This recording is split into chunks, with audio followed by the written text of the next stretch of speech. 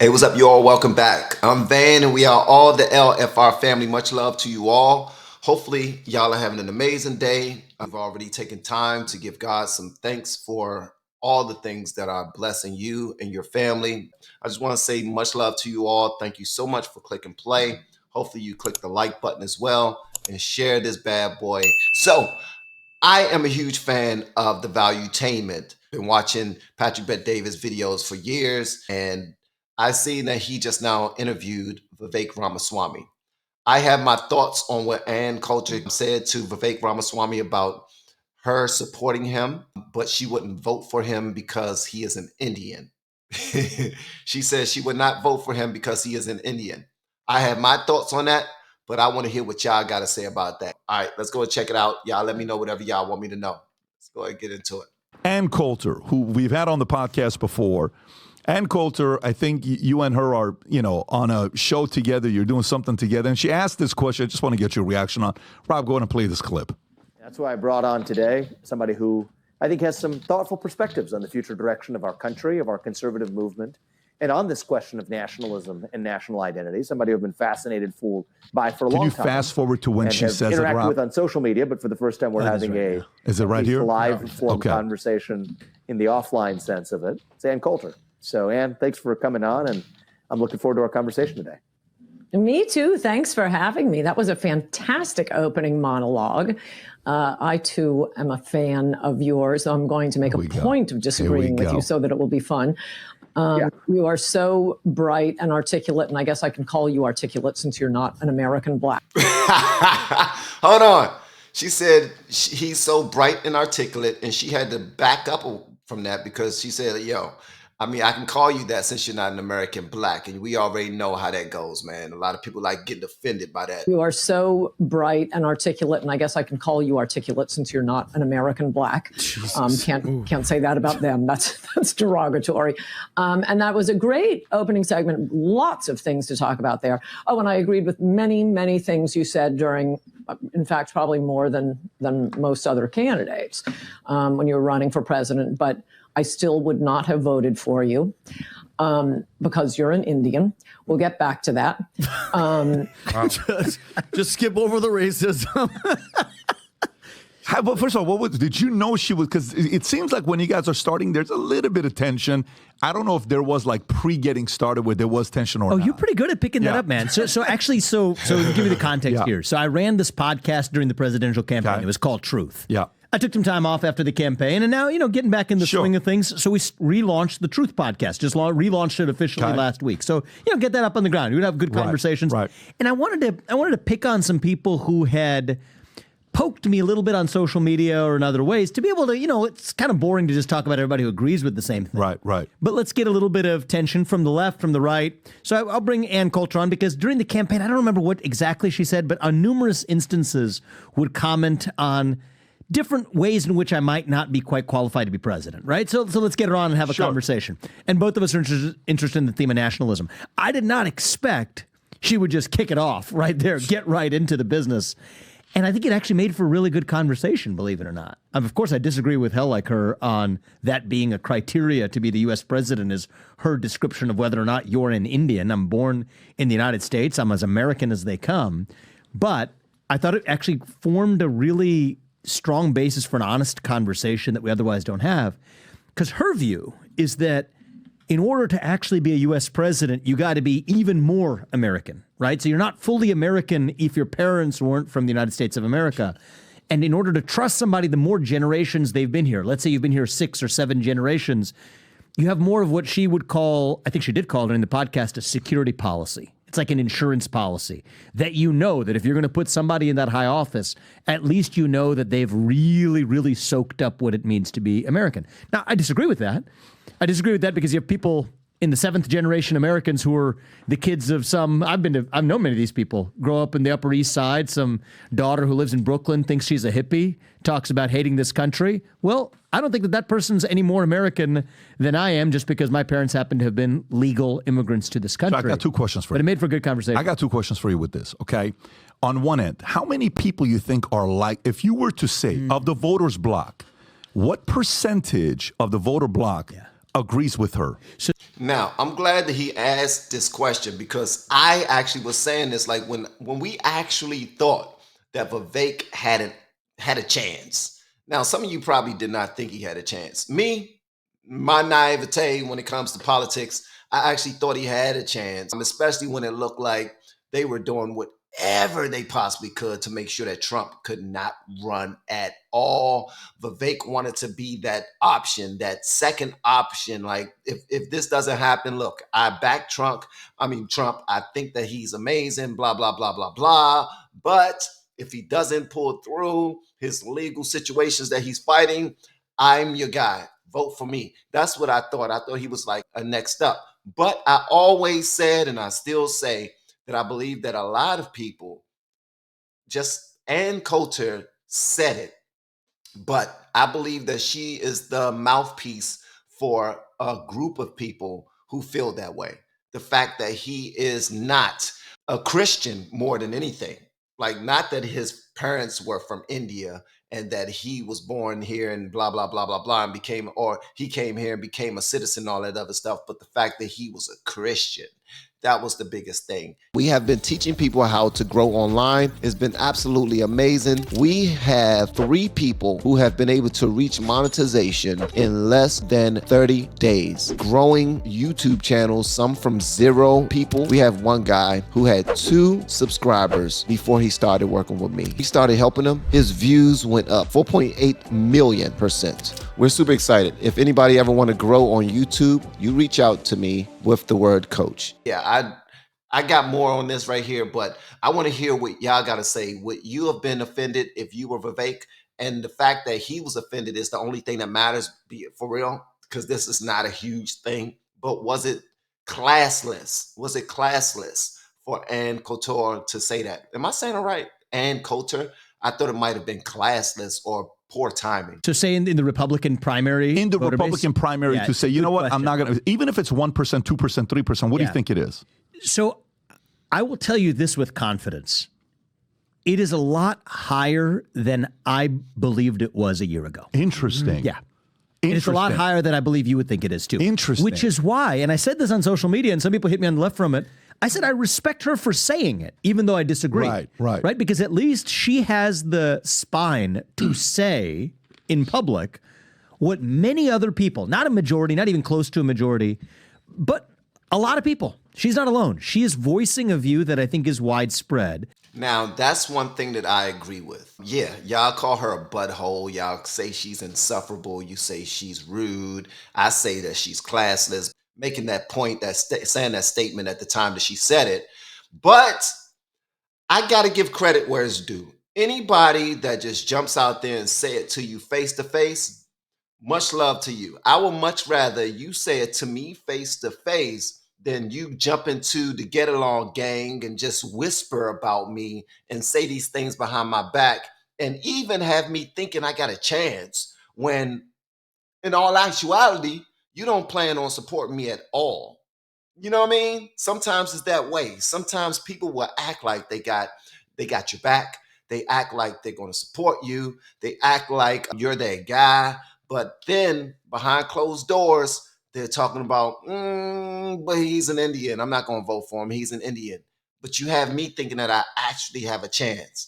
Or you're saying, he's not a Christian. I'm not going to vote for a person that can't swear on the Bible. They need to swear on a Quran, or they need to swear on, because you have to swear in when you become the president of the United States. And you know what I mean? So whatever holds you back, I would rather you say it to my face. That's the type of person I am. I don't want to debate, argue, fight, none of that. But the fact that you're honest with me, you get extra points from me from that. I don't know how you feel about that, but she gets extra points for saying it to his face. Did she wait for the wrong time to be on a massive platform in an interview to say this? Yeah, she probably could have picked a better time. She could have said it before the interview. She could have said it before the interview, but she decided to say it during the interview. And it seemed like sometimes it's just between me. And just me. I think that sometimes women are more bold than men. I'm just going to say that. And actually, I what the hell? We're here. We're just gonna let loose a little bit. I had somebody text me who had run for position. You guys might know her, Harmeet Dillon. You know Harmeet Dillon? Of course, yeah, absolutely. Harmeet's super cool, so I hope she's fine with me saying this because I think it's important that the public know. We can't just have these conversations behind closed doors, not having them in the open. So that when she ran for her position of being the chairwoman of the RNC, she had many people tell her the same thing too, which is interesting to me because most of the grassroots was, a lot of the grassroots were with me, a lot of grassroots were with people like Harmeet, but there are people who believe that if you're electing people to positions of leadership, how American you are is a spectrum. When you were out there campaigning, did anybody face you, confront you, and say, I would totally support you, but you're too brown for me? Did anyone say So it? I had many of those for religion. So I didn't have anybody come up and say that because of, well, there were people on social media who would make an argument. It wasn't on ethnicity. And this is part of Ann's point, too. It's the point that your parents were immigrants to this country. And so you are truly not at the highest level of being American to be president of the United States. Right. So we had a number of people that would say that occasionally. A much more common one, though, for people to my face was, I would love to vote for you. It's difficult for me to vote for somebody else because I agree with you more, but I can't do that because you are Hindu. That came up a lot, especially in Iowa. Even the town hall when we did, somebody asked you, one of the ladies got up and remember that. I remember they that asked too. you the Yep. question, and I thought your answer was fantastic. But I remember her. She was, I was standing on stage. She was standing right there, very thoughtful. Yes. I don't think she was in the category of saying I can't vote for No, you. she didn't say She that. asked a very legitimate question. She did. She said, tell me about your faith. That's right. Because if you're running for president, I got to know who you are. Right. And if your faith is important to you, then in order to know who you are, I got to know your faith. That's different from, I'm telling you, though. I will face people in Iowa. There's a pastor in Iowa who wrote an extensive Facebook post. I spent 2 hours with him on the back of a bus talking it through, and he still came out on the other side. He said, if it is God's will for you to be the U.S. president, I will accept it. Respect. But I can't vote for you myself because I can't vote for somebody who doesn't share my faith. Let me stay on this here. So, first of all, if strategically, I don't know if Ann Coulter wants to sell you some product that Sammy Sosa used. I don't know if you're familiar with Sammy Sosa. Sammy Sosa actually. He whitened his skin. Yeah, Yes. the skin whitener. Sammy Sosa. I didn't know that. I thought, yeah. I know he's a good baseball He player. used what You Michael can Jackson actually, did. if you're interested, No, we this can is make real. This is a some. real This story. Is a real This is story. All right, guys, y'all got to tell me a little bit about Sammy Sosa. What did he do that have people saying that he tried to bleach his skin or something? Did he take some chemical or something? What did he do? Or was it an actual birth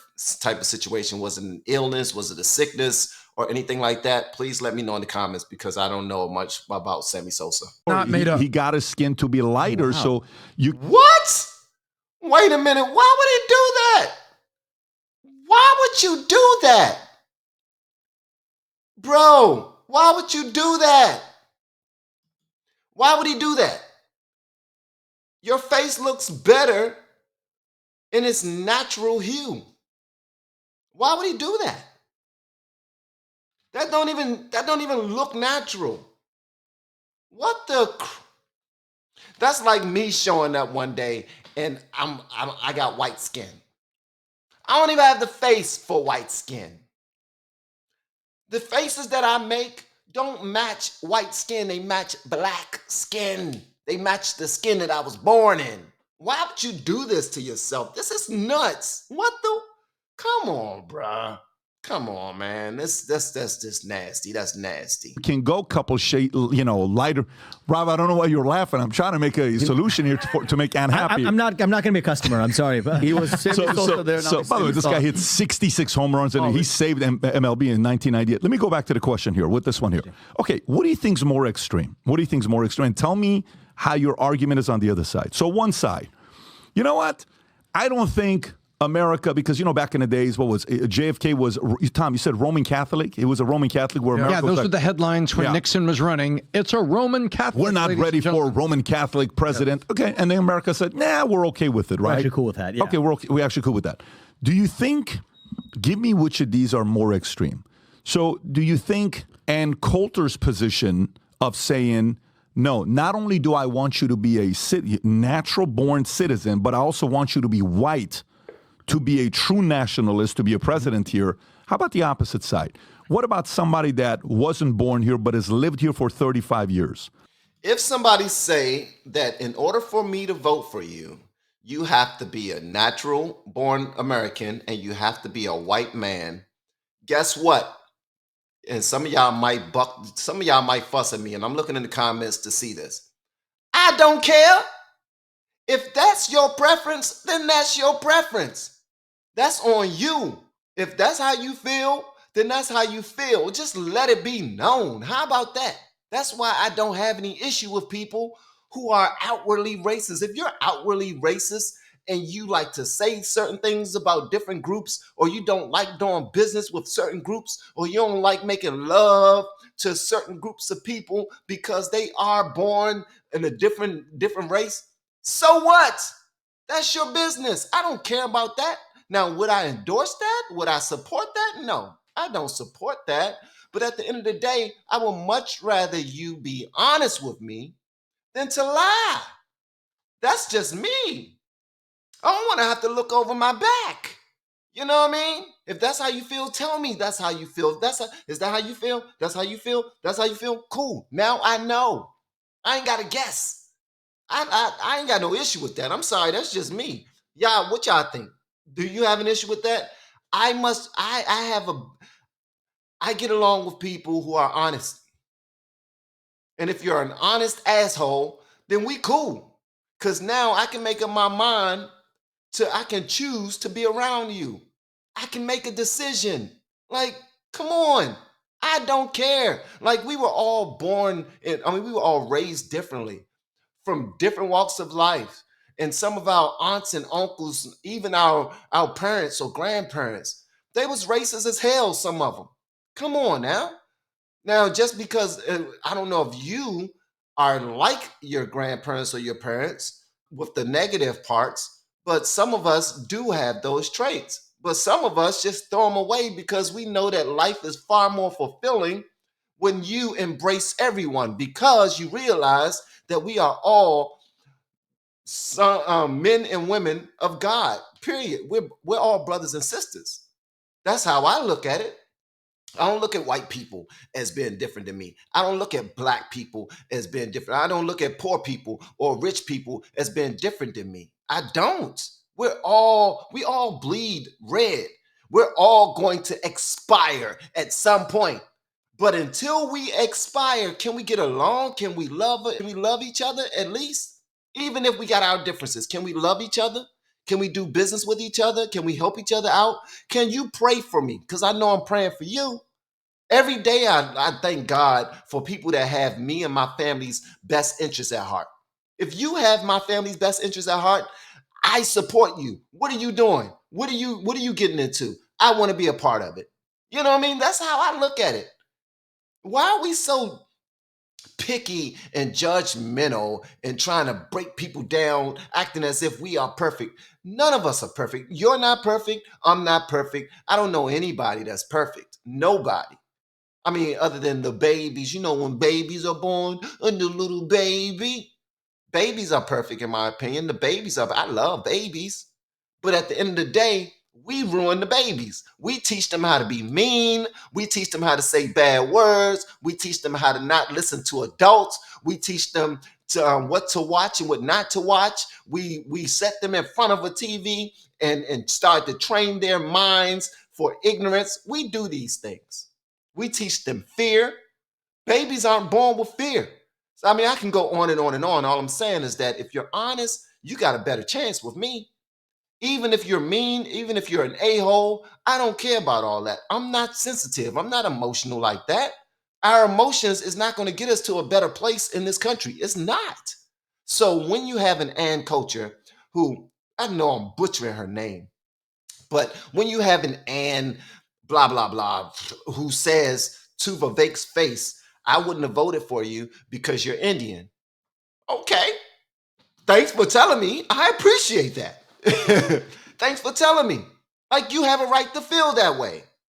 Hopefully, the rest of this country don't feel that way. And if I run for president in 2028, they might give me a fair shake. Who knows? Who knows? That's just me. Yeah. Should this person have the right to run for office one day in America? If they've paid their taxes, they've paid their dues, they've lived in America for 35 years, should they have the chance to run for office? Should they have the chance to run for U.S. president? No. You want to know why? Because the Constitution says so. So if you want to change the Constitution. And would you have 2/3 of this country and 2/3 of the state ratify that? That's a separate conversation. Right. But what the Constitution says now is you have to be a natural-born citizen. Sure. And a natural-born citizen, as it's ever been read by courts, as it's ever been read through American history for the last century and a half, is you're born in the United States of America. And so I think the Constitution is a beautiful thing. We don't have to relitigate these questions every generation. Then go with what the Constitution actually says. Then if Ann Coulter is watching, maybe Ann Coulter wants to amend the Constitution and say, naturally born white citizen, right? Yeah. See, with a skin tone that is, maybe be put tears in the skin tone to please Ann Coulter. What do you think? I'm just trying to get some creative ideas here. Biden's father's father are all born in America. I would much rather vote for somebody like this than somebody that's family's been here and ain't doing shit. So if you like I like that. Now, somebody said that Ann Coulter actually gave her reason for saying that. I want to hear what she has to say about that. I ain't got no issue with people being honest. That's just me. I want to hear why she said that.